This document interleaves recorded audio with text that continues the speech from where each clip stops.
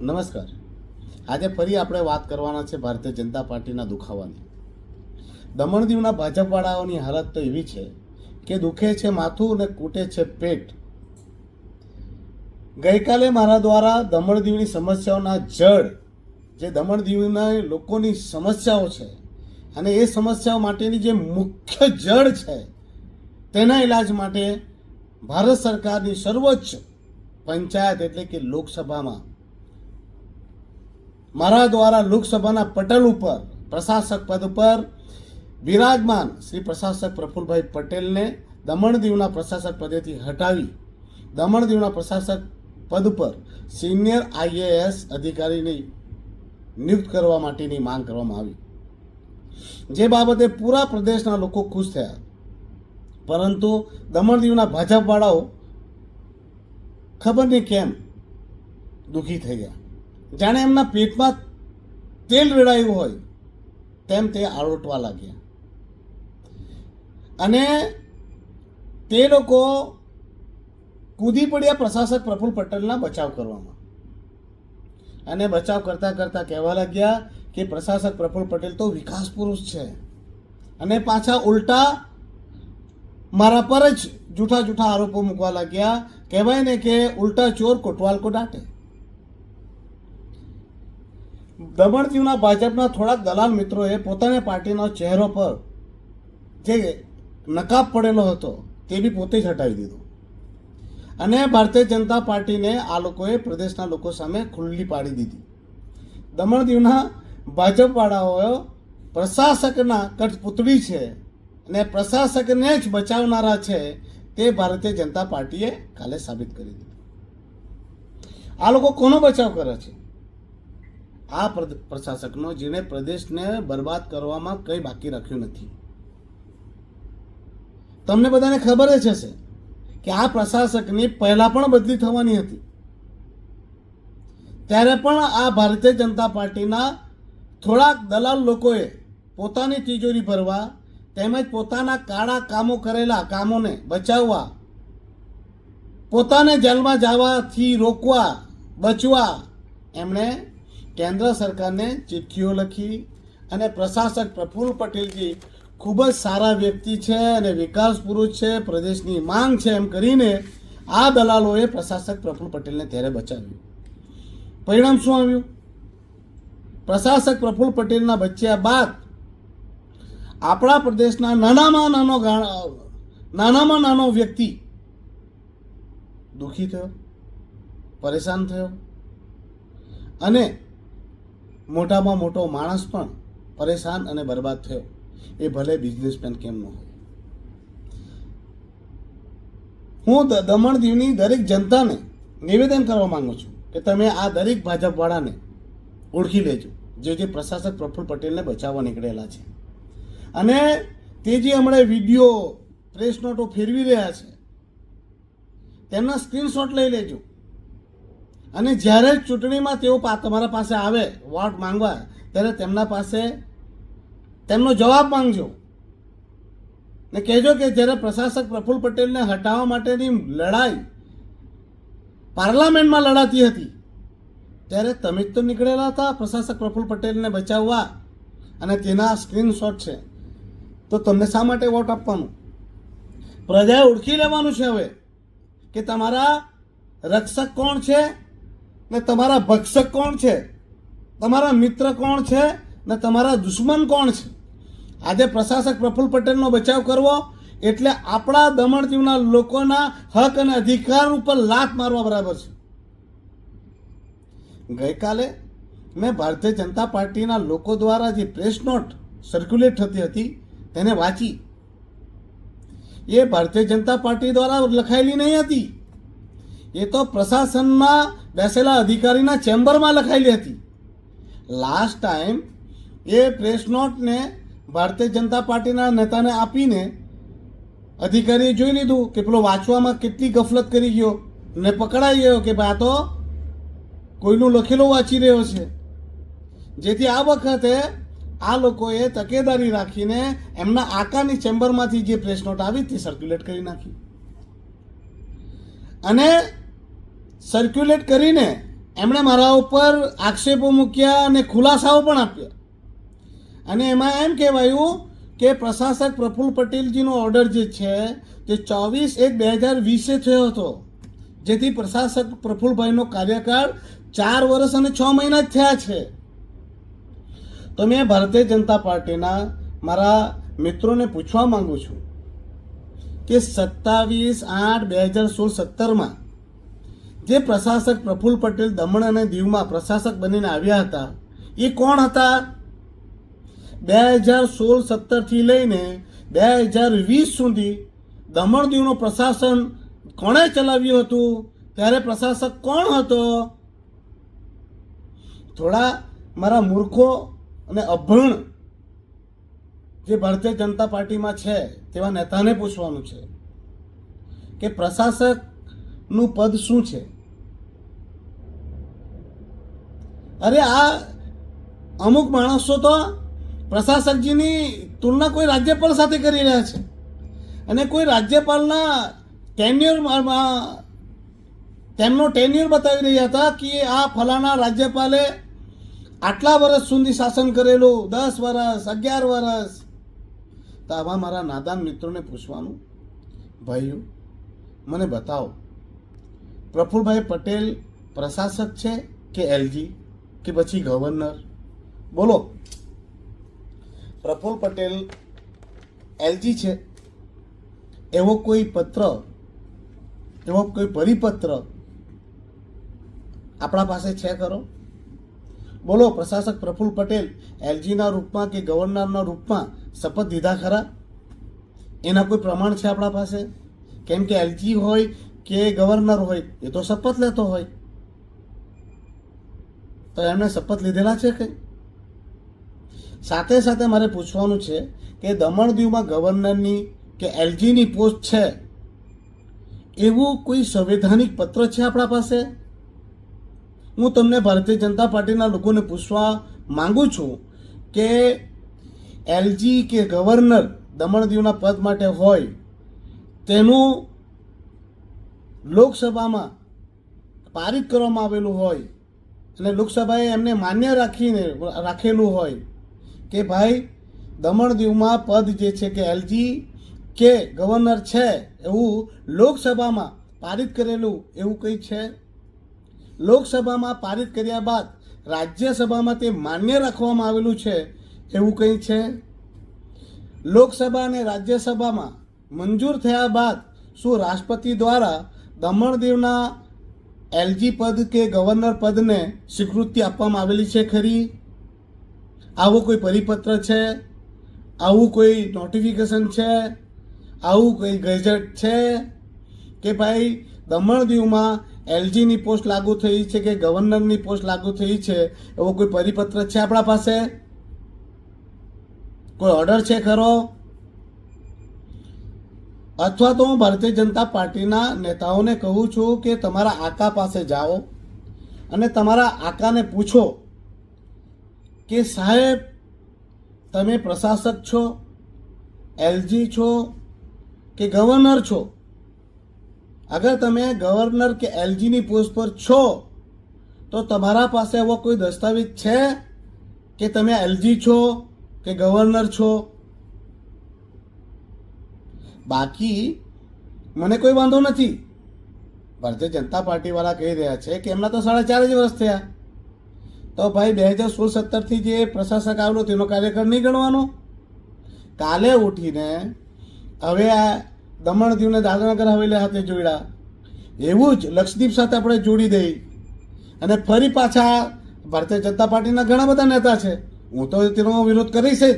હું કંઈ ભારતીય જનતા પાર્ટીનો કઠપુતળી સાંસદ તો છે નહીં, પણ ભારતીય જનતા પાર્ટીના તમામ નેતાઓ લખીને આપે કે ભાઈ જે દમણ દીવમાં પ્રશાસક પ્રફુલ્લ પટેલજી છે તેમને લક્ષદ્વીપ દમણ દીવનો રાજા બનાવવામાં આવે, કે દમણ દીવને દાદરાનગર હવેલી સાથે લક્ષદ્વીપને પણ જોડી દેવામાં આવે અને પ્રશાસક પ્રફુલ્લ પટેલને રાખવામાં આવે અને પાછો કાર્યકાળ 5 વર્ષનો આપવામાં આવે એવું તમે કહે તો શું પ્રશાસકનો પાછો કાર્યકાળ 5 વર્ષ 0થી ગણાશે?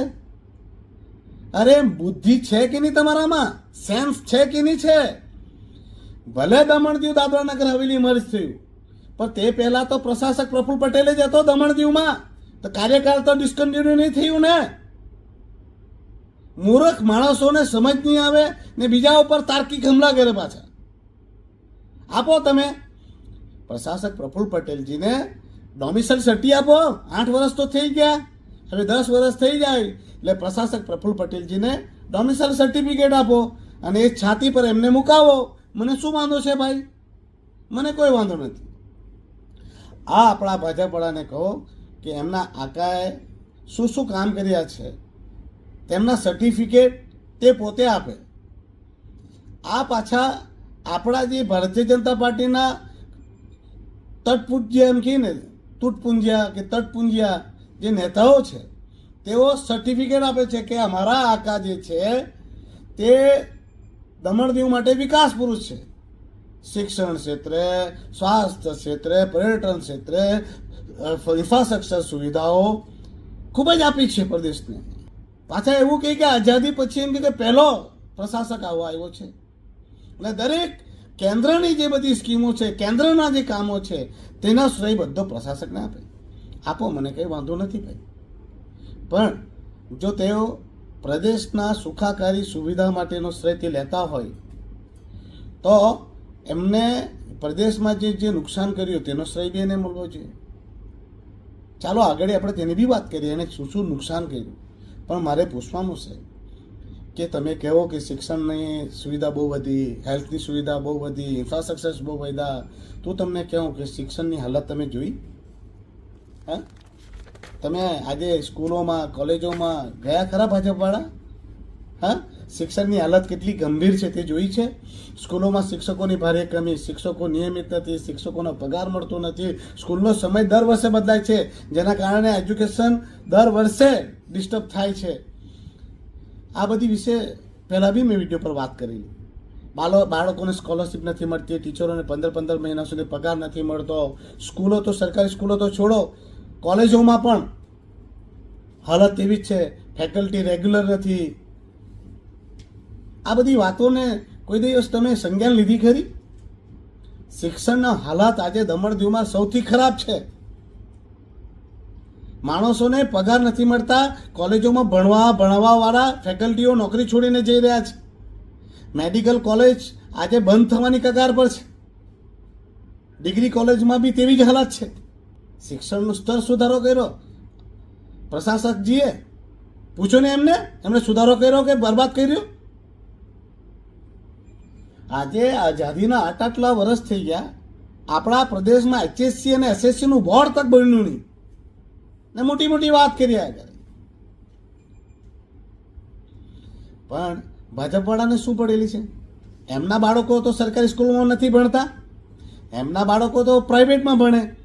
પૂના અને CBSE અને પૂના યુનિવર્સિટી અને ફોરેનમાં ભણે. એમને શું લેવા દેવા? સરકારી સ્કૂલોમાં ગમે તેવું શિક્ષણ આપે, શિક્ષણ બરબાદ બી થઈ જાય, કોલેજમાં ફેકલ્ટી ન હોય, સ્કૂલોમાં ટીચર ન હોય, તો એમને શું લેવા દે? કેમ કે એમના બચ્ચા તો પ્રાઇવેટમાં ભણે તો ગરીબના બચ્ચાને સરકારીમાં. એટલે એમને તો એમના આકાને ખુશ કરવા માટે સર્ટિફિકેટ આપવા જ પડે. શિક્ષણનું સ્તર બહુ સુધરી ગયું એમ કરીને. તો શિક્ષણનું સ્તરની હાલત કેટલી ખરાબ છે મેં આગળ બી કીધી જ છે ને લોકોને ખબર છે. પાછા કહે કે સ્વાસ્થ્ય સેવા એમ કે બહુ બહેતર થઈ ગઈ. શરમ કરો. આપણા લોકોને નાનામાં નાના હેલ્થ ઇસ્યુ માટે પોતાનો ઈલાજ કરાવવા માટે ગુજરાત જવા પડે. દીવના એ ઉના, રાજકોટ, આપણે વાપી, વલસાડ, સુરત, મુંબઈ, કેમ આપણે બધાએ ઈલાજ કરાવવા માટે બહાર જવા પડે? આપણી તો સ્વાસ્થ્ય સેવા બહુ હોય તો જઈને જુએ કે તમે હવે સરકારી હોસ્પિટલમાં પણ મફતમાં ઈલાજ નહીં મળે. અરે તમને બે વાત કરવા માંગુ. 2 દિવસ પહેલા મારા પર એક વ્યક્તિનો ફોન આવ્યો. તેણે કહ્યું કે ઉમેશભાઈ, મારી પત્ની ખૂબ જ બીમાર છે ને મને હરિયા હોસ્પિટલમાં એમનો ઈલાજ કરવા માટે આવવા પડ્યું છે, પણ મારા પાસે આયુષ્માન કાર્ડ નથી ને આયુષ્માન કાર્ડ બનાવી આપતા નથી. હવે મેં કહ્યું કે ભાઈ આયુષ્માન કાર્ડનું તો એ લોકોનું સિસ્ટમ છે 3 મહિનામાં જ બનાવવાનું, તો સુધી રિન્યુ બી નહીં થાય ને નવો બને બી નહીં. તો સાહેબ મેં શું કરું, મારી ઘરવાળી બહુ બીમાર છે. મેં કીધું એક કામ કર, તું ફટાફટ પહેલાં એડમિટ થઈ જા ને મારાથી જે થાય મદદ તે હું કરું તને. હવે સાંજે પાછો ફોન આવ્યો, મને कहीं रड़वा लग तो डायरेक्ट उमेश भाई मेरी पत्नी का डेथ हो गया, मेरे छोटे छोटे बच्चे हैं, एक 3 साल का है, एक 5 साल का है, मेरे पास पैसा नहीं है, ये लोग बॉडी नहीं दे रहे हैं, मेडिकल का पैसा बाकी है, हॉस्पिटल का पैसा बाकी है, मुझे इनकी बॉडी नहीं मिल रही है, मुझे अग्नि संस्कार करना है, उमेश भाई कुछ मदद करो. મારા દિલમાં એટલી ચોટ લાગી. હા, મેં મદદ કરી અને લોકોને કહ્યું બી કે ભાઈ આ ભાઈને મદદ કરો.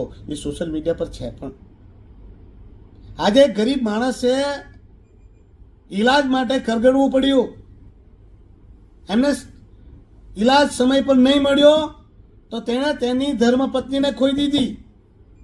એક બીજી ઘટના તમને કહું, 15-20 દિવસ પહેલા જ બની કે એક વ્યક્તિનો ફોન આવ્યો મારા પર ने कहवा लगे कि उमेश भाई मैं अपनी बहन को लेकर उसके इलाज के लिए सिलवासा विनोबा भावे हॉस्पिटल में आया था.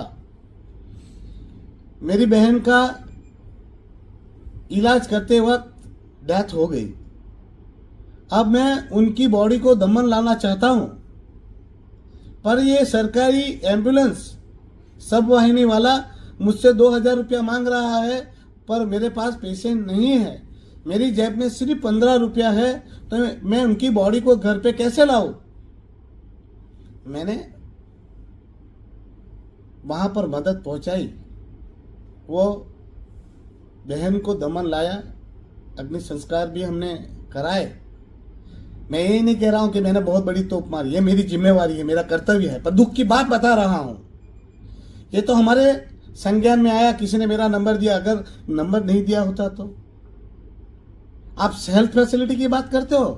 आज गरीब को इलाज के बिना मरना पड़ रहा है हॉस्पिटल में, और गरीब की बॉडी को हॉस्पिटल से लाने के लिए भी पैसे लिए जाते हैं. बिना पैसे के बॉडी को भी लाया नहीं जाता. बिना पैसे के आदमी मर रहा है इलाज कराने के बिना, और बिना पैसे के तो मरी हुई बॉडी भी उनके परिजनों को नहीं प्राप्त हो रही है. और आप शिक्षा और स्वास्थ्य सुधार की बात कर रहे हैं. शर्म करो. અને પાછા કહે કે પર્યટનમાં ખૂબ સુધારો થયો. કયો સુધારો થયો ભાઈ? નમોપથ અને રામ સેતુ સિવાય શું બનાવ્યું સાહેબે? અરે ટુરિસ્ટ આવે, પણ ટુરિસ્ટ કયા રસ્તેથી આવશે? દમણનો એકમાત્ર કોસ્ટલ હાઈવેની હાલત કેટલી ખરાબ છે. દીવમાં પણ રસ્તાઓની હાલત એવી જ છે. પર્યટકો આવે, ચાલો પર્યટક આવે, પણ તો પર્યટકે ક્યાં ઉતરવું? કયું બસ સ્ટેન્ડ ઉપર પર્યટકે ઉતરવું પડશે? બતાવશો? કોઈ બસ સ્ટેન્ડ છે દમણ દીવમાં? જે હતા તેને તોડીને, કેટલા વર્ષથી તોડીને નાખી દીધા. શું ત્યાં બસ સ્ટેન્ડ ઉપર પિશાબ પાણી કરવાની વ્યવસ્થા છે? પર્યટકને બસ સ્ટેન્ડ ઉપર ગરમીમાં, હમણાં વરસાદમાં ક્યાં ઊભી રહેવું, ક્યાં બેસવું, કોઈ સુવિધા છે? તો પર્યટક આવી બધી સુવિધાઓ વગર ખુશ થશે? પર્યટકોને પૂછો નહીં પોલીસનો કેટલો ત્રાસ છે. પર્યટક લોકોને ખુશ કરવાના હોય તો પર્યટકોને તેવી સુવિધા આપો ને ભાઈ. રસ્તાઓ બનાવો, પોલીસનો ત્રાસ બંધ કરો, બસ સ્ટેન્ડ બનાવો, બસ સ્ટેન્ડ પાસે જરૂરી સુવિધાઓ ઊભી કરો, ફ્રેન્ડલી વાતાવરણ ઊભું કરો, ત્યારે પર્યટનનો સુધારો થશે ભાઈ. પ્રશાસક પ્રફુલ્લ પટેલ આવ્યો ત્યારથી જ અહીંયા દમણ દીવનો પર્યટનમાં સુધારો હતો એમ નહીં. પ્રફુલ્લ પટેલ આવ્યો તે પહેલાં પણ દમણ દીવમાં ખૂબ જ વિશાળ સંખ્યામાં પર્યટકો આવતા, ટુરિસ્ટો આવતા જ હતા. દમણ દીવમાં લોકો કંઈક જોવા માટે નથી આવતા. દમણ દીવમાં લોકો ખાવા પીવા આવે છે. દમણ દીવમાં જોવા આવે છે તો એ ઐતિહાસિક ધરોહરો જે દમણ દીવમાં છે, કિલ્લાઓ છે, ચર્ચો છે, એ બધી ઐતિહાસિક ધરોહરો જોવા આવે. તો પ્રશાસક પ્રફુલ્લ પટેલના જ લીધે બધા પર્યટકો આવે છે એ કહેવું 100% ખોટું છે. પહેલા દમણ દીવમાં 31નો એક માહોલ ઊભો થતો હતો અને 2-5 દિવસથી માણસો આવીને 31 માટે રહેતા, ખાતા પીતાને લોકોને રોજગાર મળતો. મરવડ બીચ પર, જંપોર બીચ ઉપર લોકો ખાવા પીવા માટે જાહેરમાં બેસીને એન્જોય કરતા. આજે ક્યાં છે તે બધું એન્જોયમેન્ટ? અને તે બીચીસ ઉપર ખાવા પીવાના આવતા તેના કારણે ત્યાં લોકોને હજારોની સંખ્યામાં ધંધો મળતો.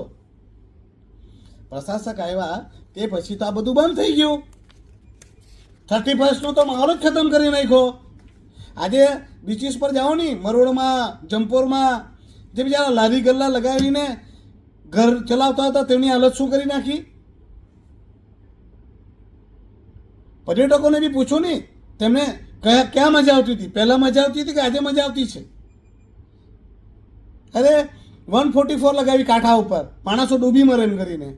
અરે ભાઈ, ત્યાં લાઈફ ગાર્ડો મૂકો નહીં, લાઈફ ગાર્ડ મૂકવાના નહીં અને પર્યટકોને હેરાન કરવાના, કામ ધંધાવાળાને હેરાન કરવાના. આમ પર્યટન ક્ષેત્રનો વિકાસ થશે?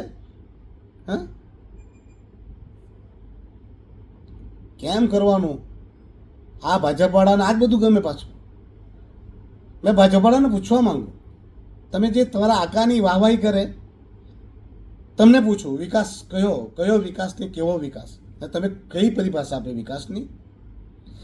દમણમાં જે લાઇટ હાઉસ પાસે બધાના ઘરો મકાનો તોડ્યા ને તે જગ્યા ઉપર આજે આલિશાન ટેન્ટ હાઉસ બનાવ્યા. તેમાં દમણ દીવના લોકોને શું ફાયદો થયો? શું દમણ દીવના લોકોના ઘરો મકાનો તોડીને ત્યાં આલિશાન ટેન્ટોની માંગ કરેલી દમણ દીવના લોકોએ? હા, આપણા દમણ દીવના લોકોને શું જોઈએ? પેલા ટેન્ટ હાઉસ જોઈએ કે પછી પેલા ગરીબોના ઘર હતા, મકાન હતા, દુકાન હતા, તેને સ્ટેબલ રાખવાની માણસોની જરૂર હતી? ને ટેન્ટ હાઉસથી દમણ દીવના લોકોને ફાયદો થયો કે પછી પેલા સાહેબના દોસ્તોને ફાયદો થયો? ભાજપવાળાને પૂછવા માંગુ. આજે દમણથી મેડિકલ કોલેજ સિલવાસા ગઈ, ભીમપુરમાં બનવાની હતી, તો પ્રશાસક સાહેબે એના પ્રશાસને એમ કહ્યું કે ભીમપુરમાં જગ્યા નથી અને તે જગ્યા ઉપર આજે ટ્રાન્સપોર્ટ નગર બની રહ્યું છે. તો ટ્રાન્સપોર્ટ નગર બનવા માટે જગ્યા ક્યાંથી આવી ગઈ? દમણ દીવના લોકોને શું જોઈતું હતું? મેડિકલ કોલેજ જોઈતી હતી કે પછી આ ટ્રાન્સપોર્ટ નગર જોઈતો હતો? હા, શું જોઈતો હતો?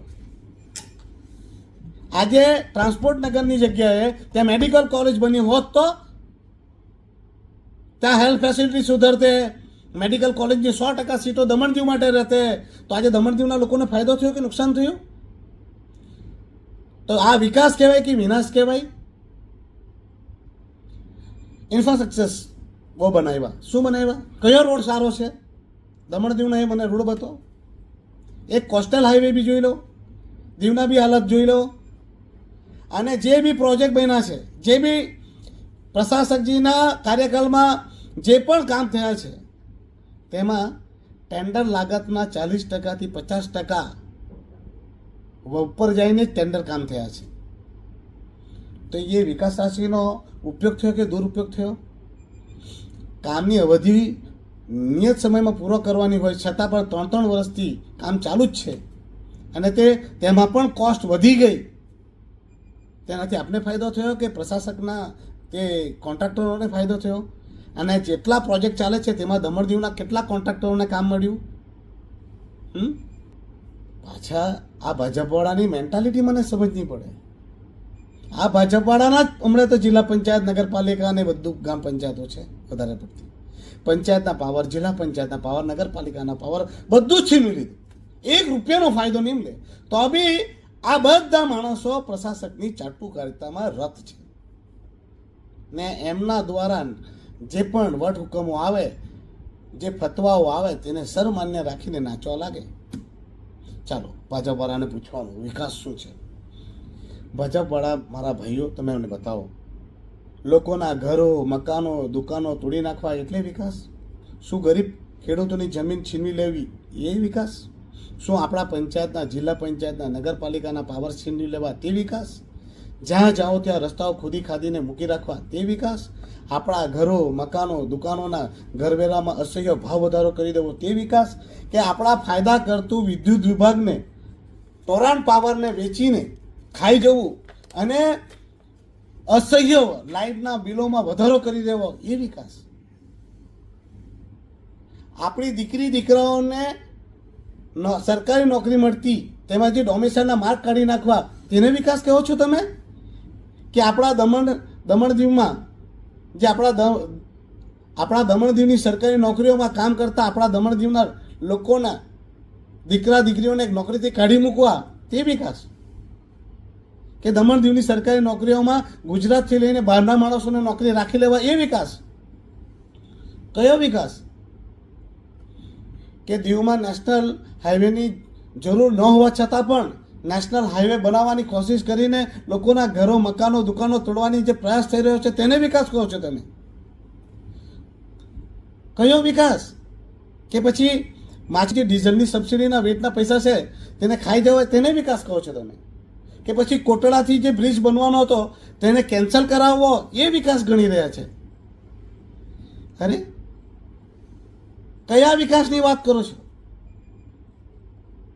કે પછી તમે તેને તો વિકાસ નથી ગણતા? જે સરકારી ફંડમાંથી કરોડો રૂપિયા ખર્ચીને જે સર્કિટ હાઉસો બનાવ્યા દમણમાં, દીવમાં, દિલ્હીમાં, આપણું દમણ ભવન, જેમાં જે કરોડો રૂપિયા સરકારી ખર્ચો કરીને પછી જે સાહેબના મિત્રને સોંપી દેવાયા,